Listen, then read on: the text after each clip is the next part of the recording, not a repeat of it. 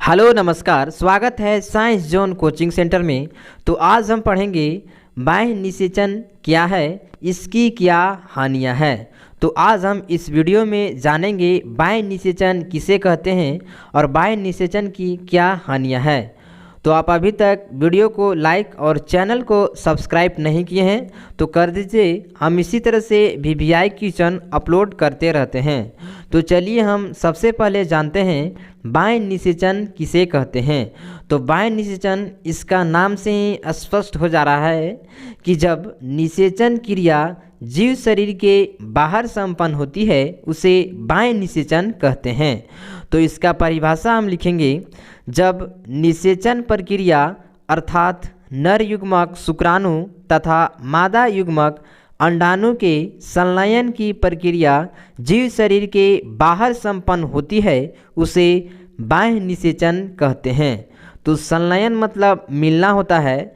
जब नर युग्मक शुक्राणु तथा मादा युग्मक अंडाणु के मिलन की प्रक्रिया जीव शरीर के बाहर संपन्न होती है उसे बाह्य निषेचन कहते हैं।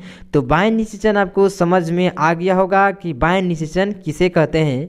जब निषेचन प्रक्रिया अर्थात नर युग्मक शुक्राणु तथा मादा युग्मक अंडाणु के संलयन की प्रक्रिया जीव शरीर के बाहर संपन्न होती है उसे बाह्य निषेचन कहते हैं। जैसे शैवाल, मछली, मेढक, इन प्राणियों में युग्मक का संलयन जल में होता है जो कि बाहरी माध्यम है। तो बाह्य निषेचन किसे कहते हैं समझ में आ गया होगा। तो अब हम बाह्य निषेचन की हानि देखेंगे। बाह्य निषेचन की क्या क्या हानि है।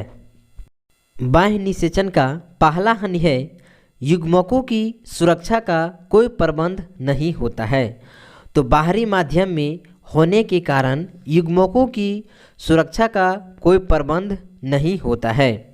दूसरा हानि है, अनेक अंडे और शुक्राणु जल की धारा में बह जाते हैं अथवा प्रतिकूल ताप, रसायन आदि के कारण नष्ट हो जाते हैं।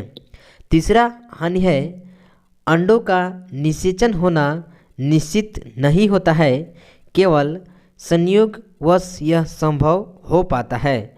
तो बाह्य निषेचन में अंडों का निषेचन होना निश्चित नहीं होता है, केवल संयोगवश यह संभव हो पाता है।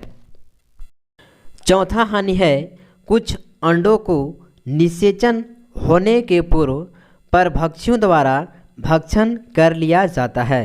यदि कुछ अंडों का निषेचन भी हो गया तो निषेचन होने के पूर्व परभक्षियों द्वारा इसे भक्षण कर लिया जाता है। तो बाह्य निषेचन की हानि समझ में आ गया होगा कि बाह्य निषेचन की हानि क्या क्या है।